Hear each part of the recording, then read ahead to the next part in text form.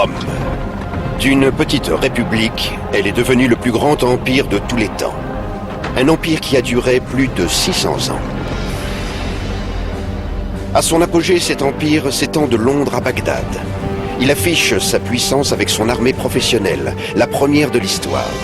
Et il met en place ce qui deviendra le modèle de la civilisation occidentale. Pourtant, l'empire s'écroulera en un rien de temps. Il suffira d'une centaine d'années pour que l'édifice parte en fumée, comme soufflé par les invasions barbares. Comment en est-on arrivé là ?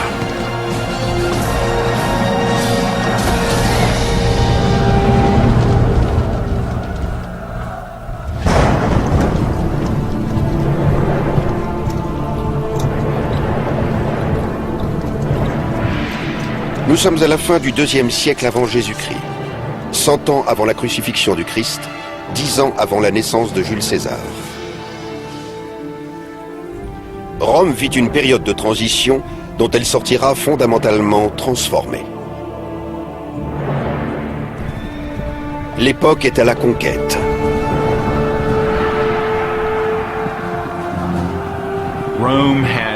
Rome sort d'une période de 150 ans d'expansion hors de ses frontières. Les Romains ont vaincu Carthage, leur grande rivale de l'autre côté de la Méditerranée, sur les côtes d'Afrique du Nord.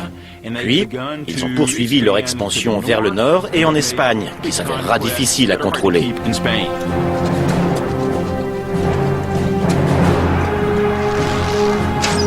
Mais pendant que les Romains conquièrent le monde dans la brutalité, leur république est confrontée à un cataclysme qui finira par les obliger à abandonner le pouvoir du Sénat à la dictature absolue d'un empereur.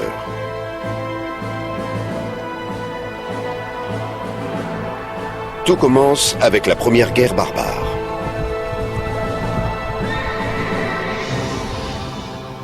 En 113 avant Jésus-Christ, Rome règne en maître sur tout le bassin méditerranéen.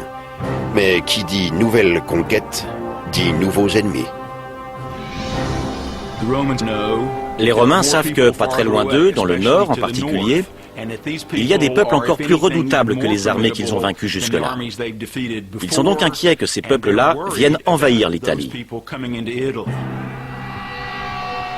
À l'extérieur des frontières de la civilisation romaine, les soldats sont confrontés à des guerriers d'une espèce inconnue. Ils appellent barbares ces étrangers aux manières frustes. Quiconque ne se pliant pas aux usages de l'époque, ne parlant pas les langues classiques, le latin ou le grec, était considéré comme très différent, autre, donc barbare. Et pour les Romains, ces hommes étaient bien moins compétents et bien moins civilisés qu'eux. Seuls les reliefs alpins accidentés tiennent les barbares à distance. La chaîne des Alpes au nord de l'Italie est comme un bouchon de bouteille. Elle empêche les méchants, du point de vue des Romains, d'entrer. Mais les Romains n'ont pas le contrôle de ce bouchon. Ils savent donc qu'il peut sauter à tout moment et que les ennemis se déverseront alors sur toute l'Italie. En tout cas, c'est ce qu'ils craignent.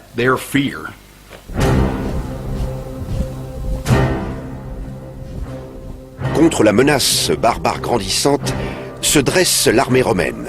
Une armée de volontaires qui se targue d'être très structurée, très entraînée et très équipée. Un soldat romain portait une armure de métal et de cuir, un casque, un plastron pour le torse. Cette armure pouvait peser 30 à 35 kilos, presque la moitié du poids du soldat. La conquête romaine repose entièrement sur les épaules de ces hommes rompus à la bataille. Pourtant, dans la capitale, ce sont les riches fonctionnaires qui en recueillent les bénéfices. Rome n'est pas encore un empire. C'est une république gouvernée par le Sénat. Au sommet de l'échelle politique se tiennent 2 fonctionnaires élus, les consuls. C'étaient les fonctionnaires militaires et civils les plus haut placés. Ils avaient pour première responsabilité de diriger l'armée, puisque la sécurité nationale était une priorité. Et ils étaient si importants qu'ils influaient considérablement sur les politiques, les lois, les réformes. Bien que la République romaine embrasse des idéaux démocratiques, tous les hommes n'y naissent pas égaux. Les soldats, par exemple, peuvent remporter les batailles, mais ils ne peuvent espérer accéder au rang de consul.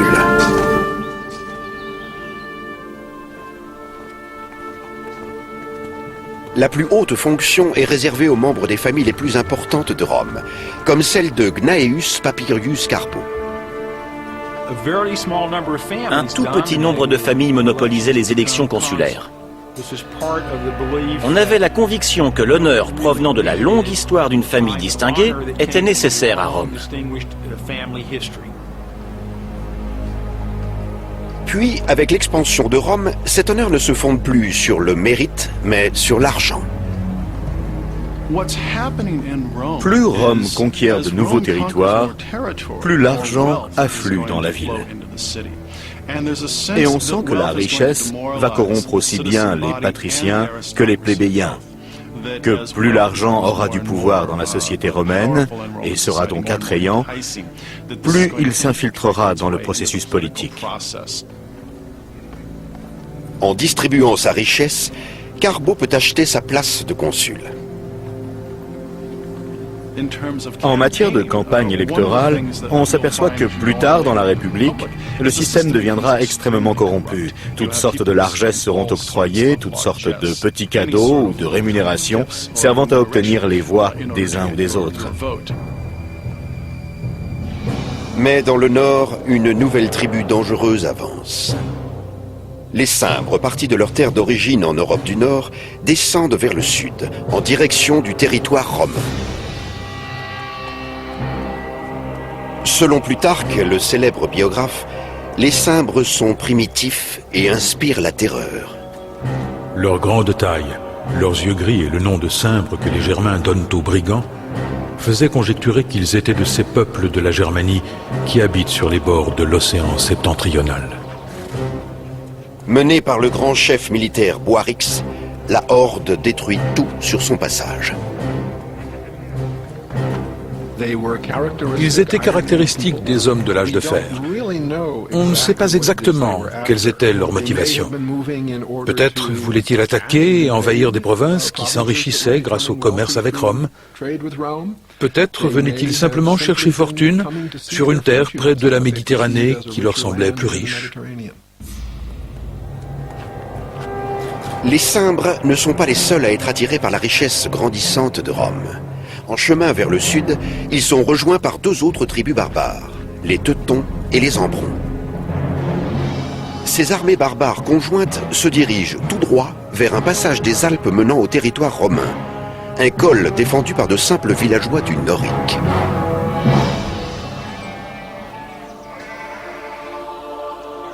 Bien que le Norique n'appartienne pas à Rome, du fait de sa proximité avec la frontière romaine, ses habitants se sentent proches de la République.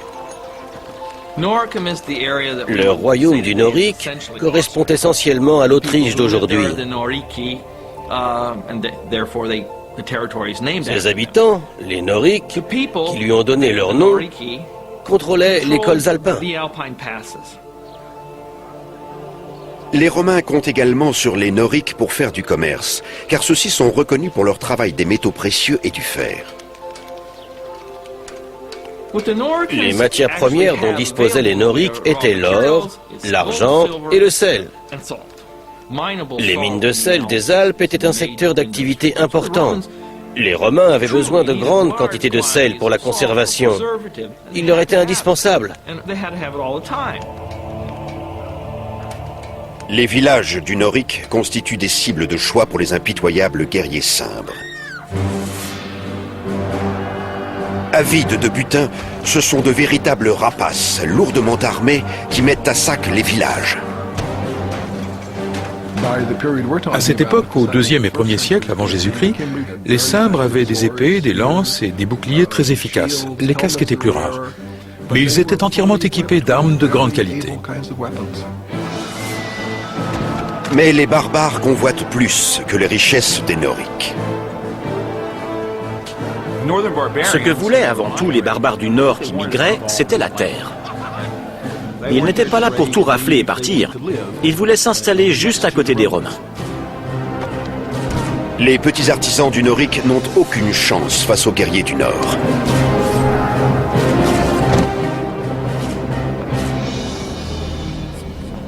Ils envoient donc un émissaire auprès de leurs alliés du Sénat romain réclamer de l'aide pour contrer les envahisseurs cimbres. Ils vont chercher l'aristocrate Carbo, dont la politique politicienne a fini par payer. Il est devenu consul, la fonction la plus prestigieuse à Rome.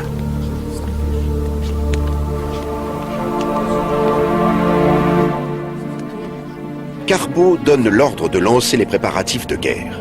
Il ne dispose que d'1 an pour en tirer la gloire et les richesses. Il s'agissait de montrer ses qualités de meneur à travers une démonstration de virilité. Et une démonstration de virilité signifiait la réussite au champ de bataille. Les généraux non seulement se remplissaient les poches, ainsi que celles de leur famille, mais ils remplissaient aussi celles de tous leurs partisans. Carbo accepte le défi. Il conduit ses troupes au Norique. Malgré un manque total d'expérience dans les affaires de la guerre, il est pressé de prouver qu'il est plus qu'un riche sénateur.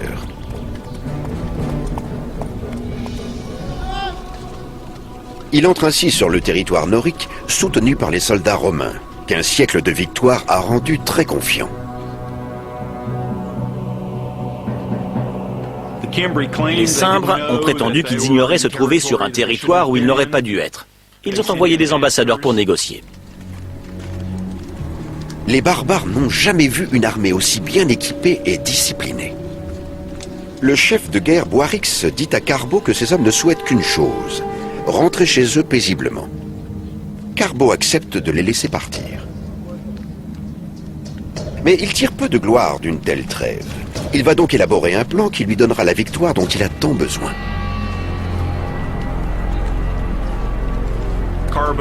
Carbo a fait comme s'il allait négocier, puis il a envoyé ses troupes attaquer les Cimbres en passant par un raccourci, avant que les ambassadeurs n'aient le temps de rentrer dans leur camp.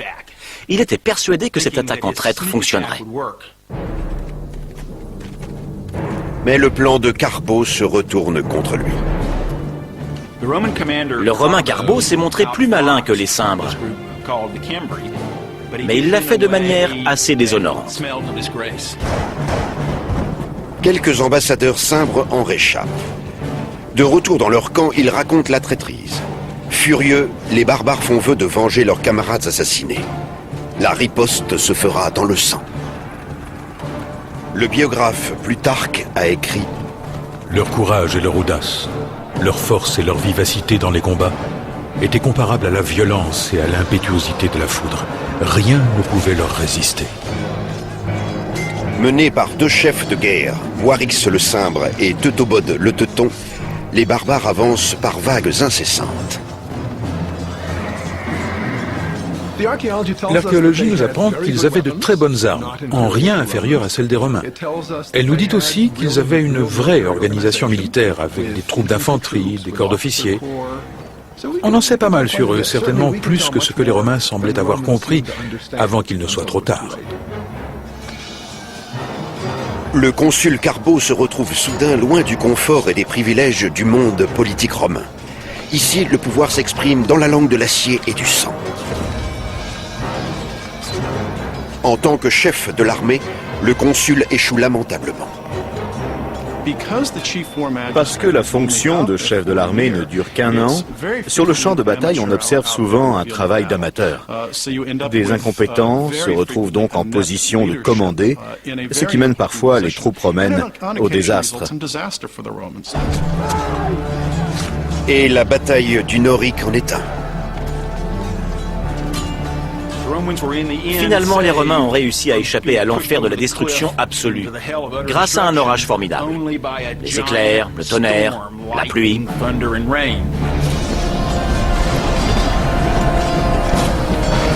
Sans cheval, Carbo fuit tant bien que mal ce chaos sanglant. Mais il s'échappe de la bataille pour se suicider, car il s'est déshonoré et a déshonoré Rome aux yeux des dieux. Les dieux ont sauvé les Romains, mais à la dernière minute, et après un grand nombre de morts, ce qui signifiait qu'ils étaient mécontents du comportement des Romains. Malgré tout, les Romains s'accrochent à l'idée que seuls les aristocrates peuvent les mener à la victoire. Les Romains étaient attachés à la tradition. Pour eux, la nouveauté signifiait le danger. Ils préféraient donc des politiciens et des dirigeants provenant d'éminentes familles au long passé glorieux.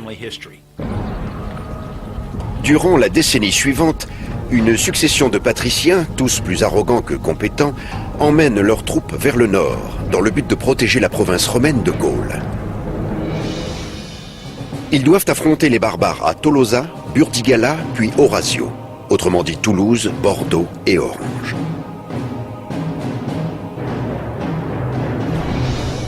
Chaque fois, les barbares mettent en déroute les légions romaines, dont l'arrivée leur est toujours annoncée. Les Romains avaient leur propre méthode de combat. Si vous avez vu l'ouverture du film Gladiator, c'est une représentation parfaite de la manière dont les Romains aimaient se battre, en passant des heures à tout mettre en ordre de bataille avant de lancer l'attaque. À la différence, la contre-attaque des barbares est imprévisible et fait des ravages dans les rangs romains. Les Romains avancent en rang. Quand un soldat tombe, celui qui se trouve derrière prend sa place. Chacun côtoie la mort de très très près.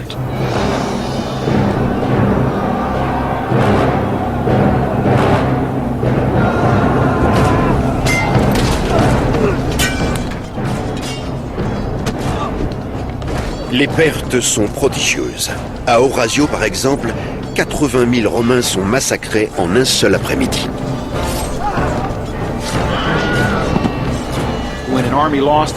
Quand une armée perdait sa cohésion, ses soldats devenaient comme des poissons dans un tonneau que l'on peut pêcher à loisir. Quand une armée avait perdu la bataille, ses soldats se faisaient donc massacrer les uns après les autres, sans aucun risque pour leurs bourreaux. La bataille se transformait en exécution massive.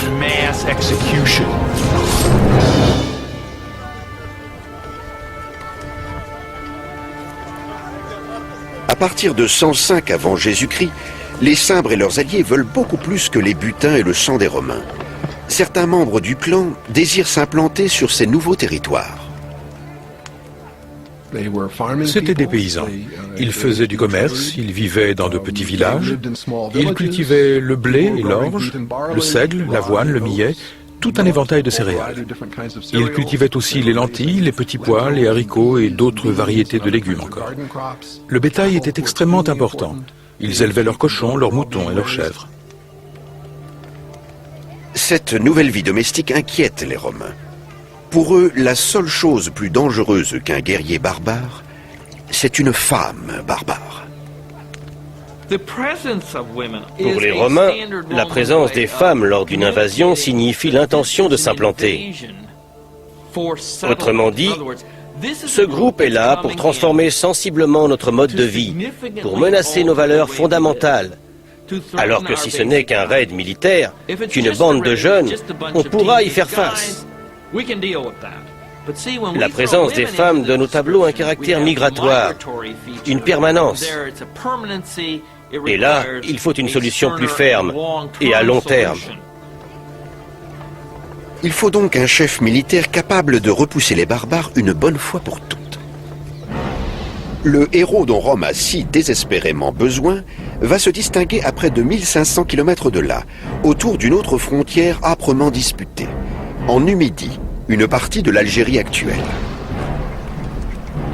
Depuis 8 longues années, les Romains n'y ont connu que la défaite, jusqu'à ce jour.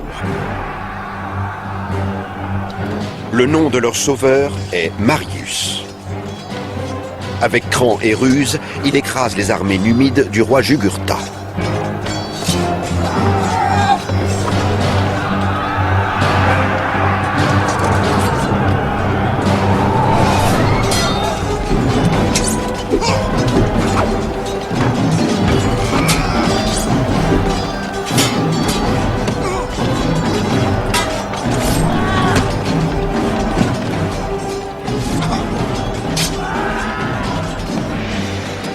Rome avait besoin de grands militaires, et Marius était le meilleur qu'elle ait connu. À la fois parce qu'il était un grand général, Marius savait choisir le bon endroit et le bon moment pour une bataille, mais aussi parce qu'il avait gagné l'affection et la confiance de ses soldats, en se joignant à eux pour creuser les fossés autour des camps, en mangeant la même nourriture sommaire, et en étant encore en meilleure santé qu'eux, alors qu'ils étaient, disait-on, les soldats les plus en forme du monde. Cette familiarité lui vient naturellement, car Marius n'est pas un aristocrate. Et il évoque ses origines modestes avec fierté. Je ne peux pas étaler sous vos yeux les portraits de mes ancêtres, leur triomphe et leur consulat. Mais je peux vous montrer mes lances d'honneur, mon étendard, mes phallaires, mes distinctions militaires, et surtout les cicatrices que j'ai sur la poitrine. La voilà, ma noblesse.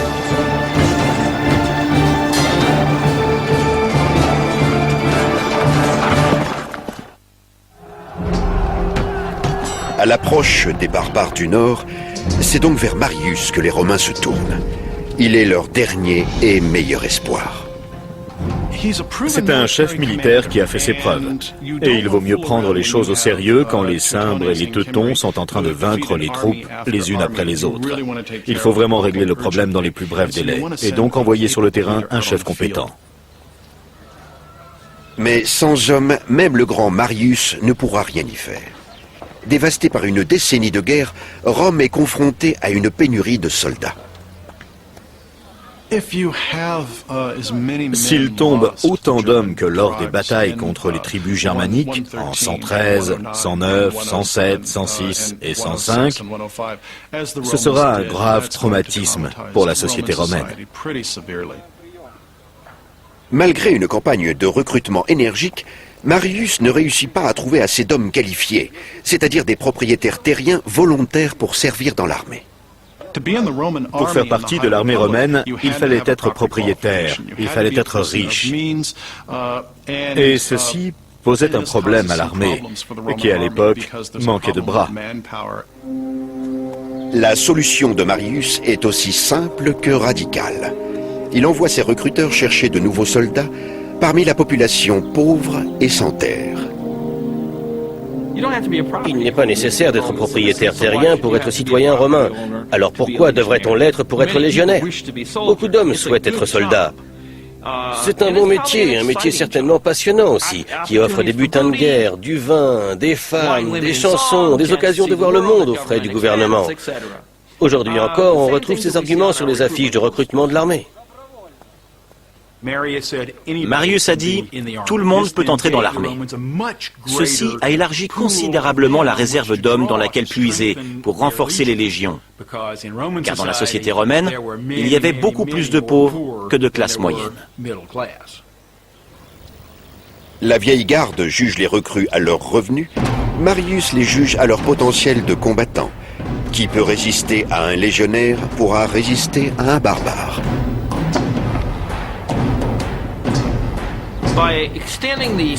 En élargissant le recrutement des légionnaires à la classe populaire, on se retrouve assez rapidement avec des soldats ordinaires, encore plus dépendants de la réussite de leur chef. On attend du général qu'il subvienne aux besoins de ses hommes, et qu'il le fasse dès qu'il le peut. Il doit aussi être généreux. Attiré par la promesse de fortune, une nouvelle génération de soldats romains part en guerre. Marius s'engage à leur donner tous les outils et les compétences dont ils ont besoin. Je vous apprendrai à faire tomber l'ennemi, à ne craindre rien d'autre que le déshonneur, à dormir à même le sol et à travailler le ventre vide. En 104 avant Jésus-Christ, Marius et son armée partent affronter les Cimbres en Gaule. Par chance pour les Romains, les barbares choisissent ce moment précis pour quitter la Gaule et aller attaquer l'Hispanie. Une erreur tactique fait gagner un temps précieux à Marius.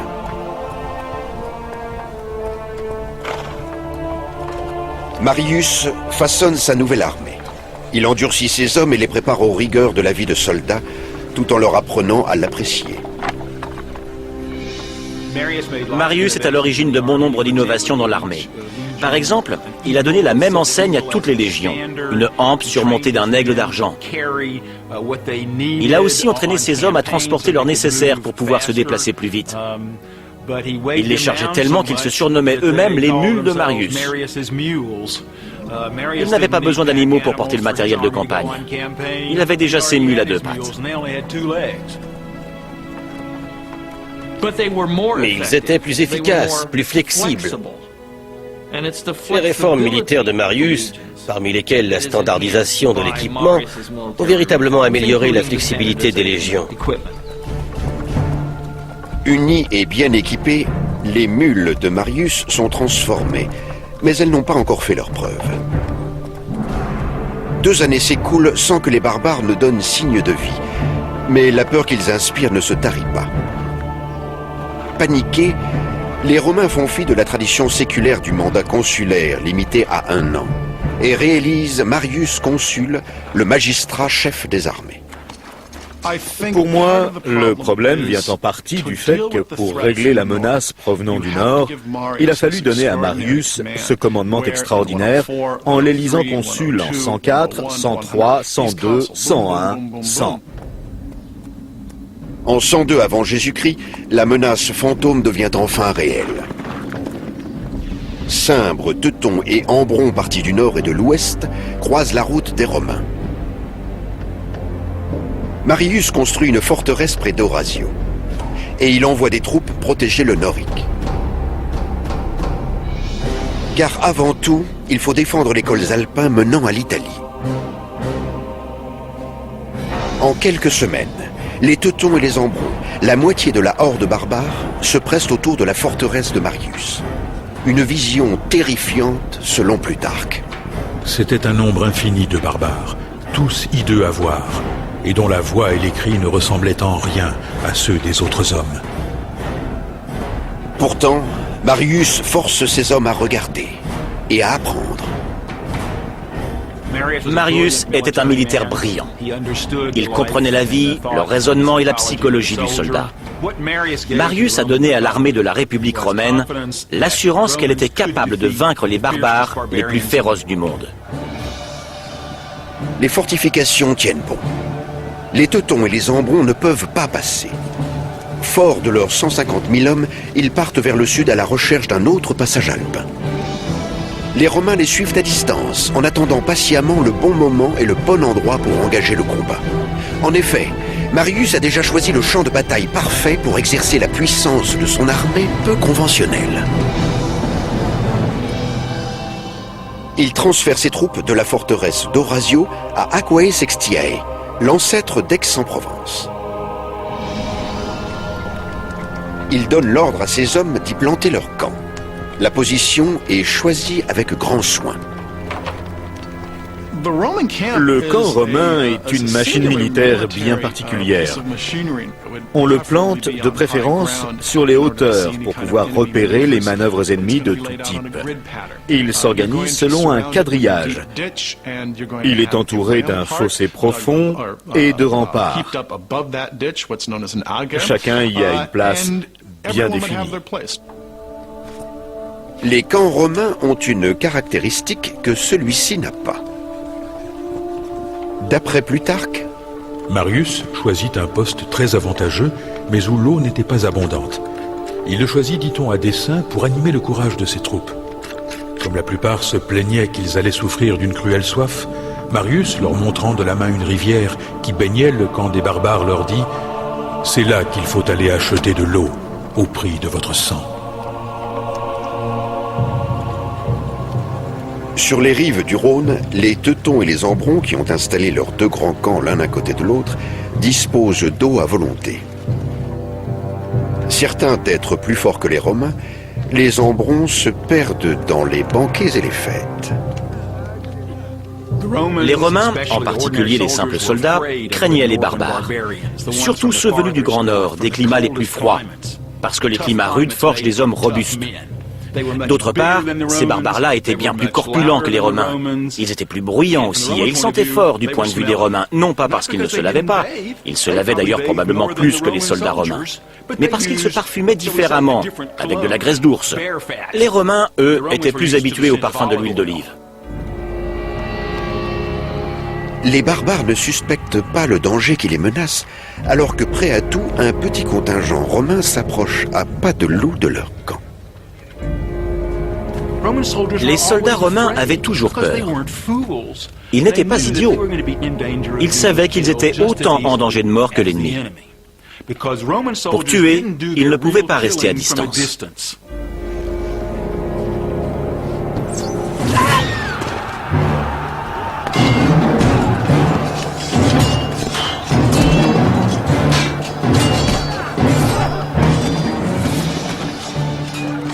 Les mules de Marius lancent l'attaque, mais rapidement, les barbares rassemblent leurs forces.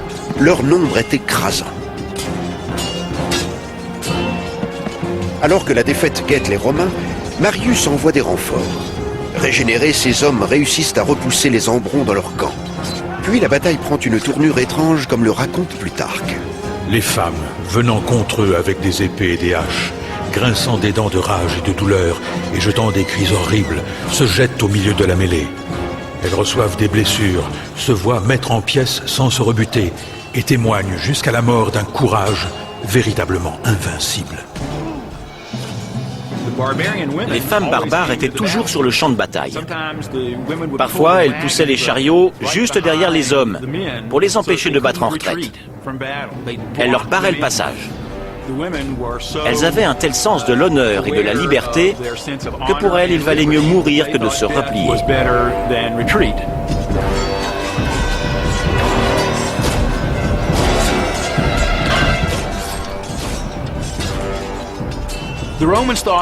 Les Romains trouvaient ces femmes incroyablement courageuses. Ils considéraient qu'il n'y avait pas plus téméraire que les barbares. En faisant venir leur famille sur le champ de bataille, ils misaient tout sur un seul coup. C'était la victoire ou la mort. Et tous ensemble. Hommes, femmes, enfants, bébés. Mais les Romains aussi ont gros à jouer. Ils doivent défendre leur honneur et leur pays. Grâce aux techniques que leur a enseignées Marius, ils remportent leur première victoire en 10 ans sur l'envahisseur germain.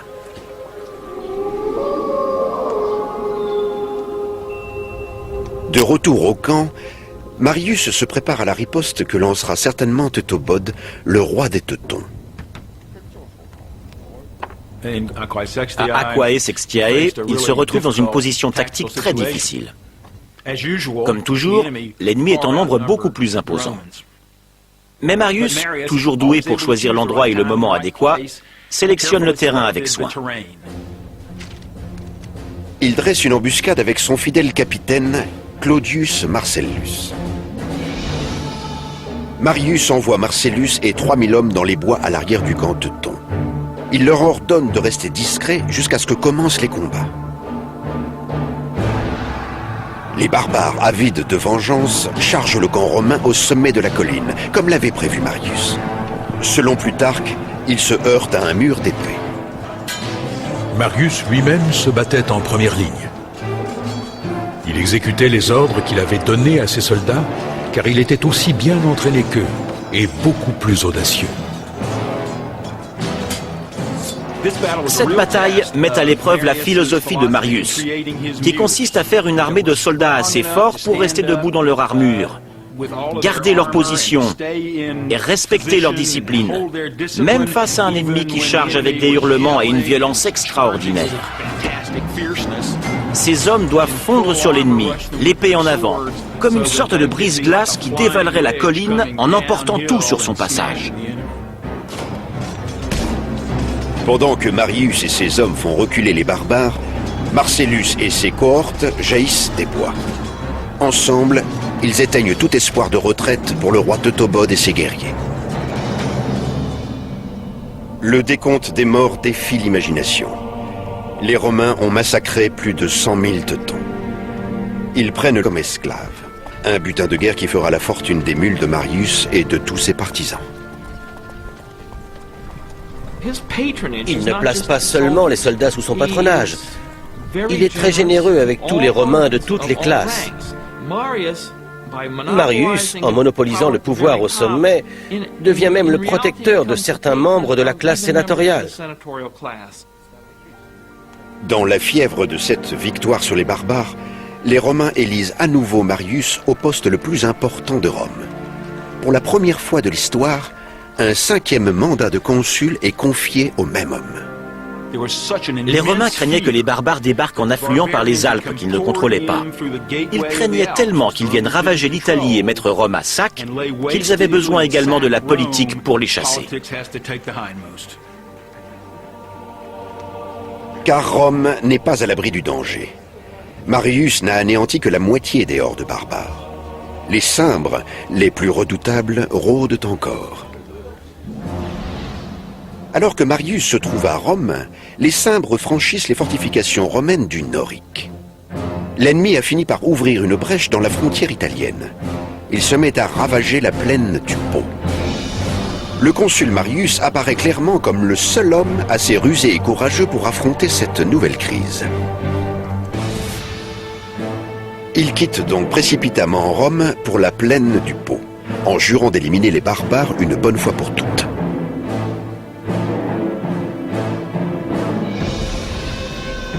Lorsque Marius arrive au camp romain, les Cimbres lui envoient un émissaire. Ils ne sont pas là pour se battre, mais pour faire une demande.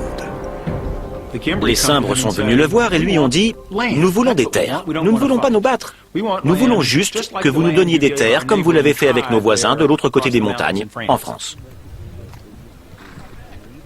De toute évidence, les Cimbres n'ont pas entendu parler du désastre qu'ont vécu leurs camarades teutons. Alors Marius, le sourire en coin, leur dit « Oh, vous n'avez pas à vous inquiéter, vos frères ont déjà leurs terres. Nous serons ravis de vous en donner autant. » Et par terre, il fallait entendre celle dans laquelle était creusée leur tombe. Incrédules, les Cimbres demandent des preuves. Plutarque en parle. Marius dit en plaisantant « Vos frères sont arrivés et il serait peu honnête de vous en aller sans les avoir salués. » Et en même temps, il ordonna qu'on amenât chargé de chaînes le roi des Teutons. Marius refuse de conclure un accord avec les Cimbres. Leur émissaire s'en va en jurant qu'ils vengeront leurs alliés. Malgré la victoire récente de Marius sur les barbares, les Romains sont très largement en sous-effectif face aux valeureux guerriers du Nord. La bataille menaçant, le grand général réclame donc le sacrifice d'un animal. Les Romains pratiquaient toujours un sacrifice avant d'aller se battre, en espérant un message des dieux approuvant leur plan de bataille. Un message qui ne leur garantissait pas la victoire, mais une chance de réussite. Et ils y croyaient dur comme fer. La foi des Romains est leur seul bouclier face à des forces supérieures. Avant demain soir, le sang coulera à flot, mais le sang de qui ? Seuls les dieux peuvent le décider. Marius cherche un signe dans les entrailles de la chèvre. Il y apprend que le ciel sera avec lui.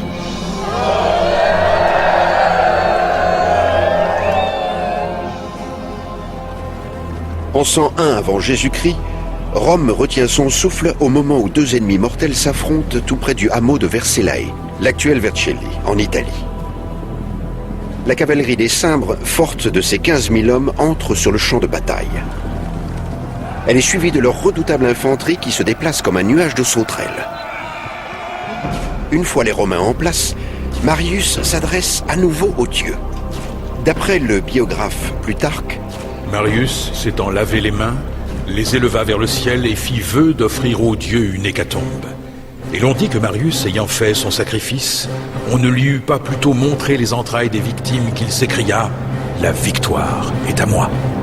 En tout et pour tout, les Romains comptent un peu plus de 50 000 hommes. Ils affrontent au moins 2 fois plus de Cimbres. C'est le pire cauchemar des Romains. Mais Marius se montre plus futé que l'ennemi. Ses troupes sont en place avant les autres, afin que le soleil se lève derrière elles. Une fois le soleil dans le ciel, il se reflète dans les armures brillantes des Romains. Les barbares croient que le ciel est en feu, comme si les dieux envoyaient la foudre pour soutenir l'ennemi. Sentant l'angoisse monter chez les Cimbres, les Romains passent à l'attaque.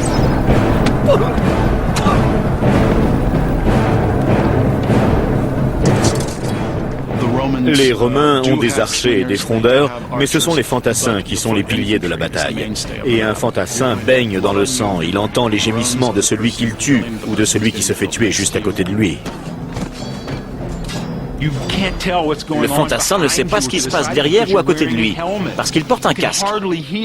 Il entend mal et ne voit que droit devant lui. Il faut être courageux, dévoué, savoir vaincre une peur extraordinaire, une peur écrasante. À Vercellae, les Romains tuent 120 000 Cimbres. Mais surtout, ils chassent la terreur qui planait sur Rome depuis 13 ans.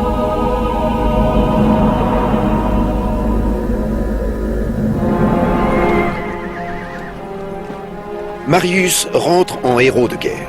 Une foule d'adorateurs l'acclame comme le sauveur de Rome. Malgré la loi interdisant depuis des lustres aux consuls de remplir des mandats consécutifs, les Romains l'élisent une fois de plus à ce poste.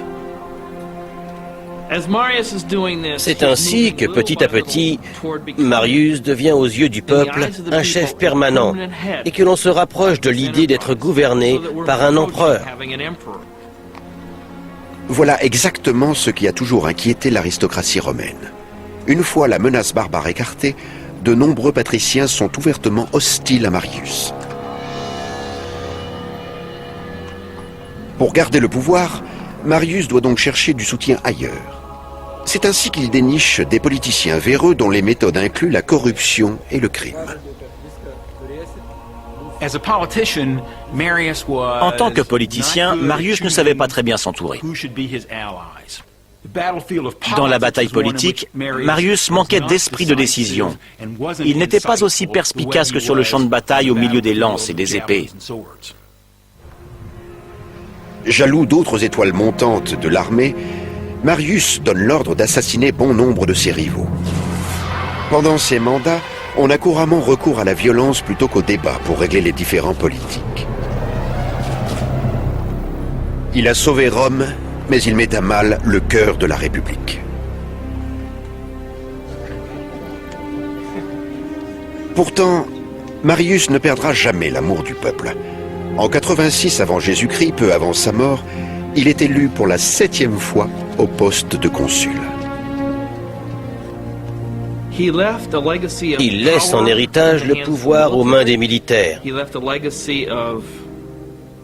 et le soutien populaire à un seul homme à la tête de la République. C'est une période charnière, car l'équilibre des forces va se trouver modifié. Les grands chefs de guerre vont prendre la place des 10 ou 20 familles qui régnaient sur le consulat. Le pouvoir de l'argent et le pouvoir de la popularité de tous ces partisans prêts à soutenir politiquement un seul homme ou à menacer ses ennemis politiques vont devenir un véritable problème pour le gouvernement de Rome. Alors que Rome glisse lentement vers la dictature, elle plonge dans une apocalypse irréversible d'injustice politique et de guerre sans fin.